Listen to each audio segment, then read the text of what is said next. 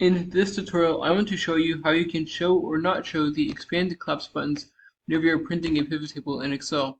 So here we have a pivot table, but when I press Ctrl P to get to the print preview, the expand and collapse buttons do not show. To show you how you can toggle this, first click into the pivot table. Then from here, go to Pivot Table Analyze. And in the left, you're going to see under the pivot table grouping an option selection. Click the down arrow on Options, and you're going to want to click on Options. From here, you're going to want to click on the Printing tab right here, where you will see a checkbox at the top that says Print, Expand, Collapse buttons when displayed on pivot table. Here, you can see the Expand, Collapse buttons are on the pivot table right here, but this box is unchecked, so they do not show whenever I go to the print preview. However, when I click on this, I click OK. I go to the print preview by pressing Ctrl P. The expand and collapse buttons now show in the print preview.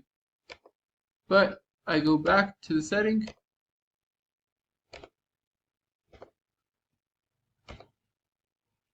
and I uncheck the box again and I press Ctrl B. The buttons no longer show. Hope you found this tutorial to be helpful. If you did, like, subscribe, comment. Thank you for watching. Have a great day.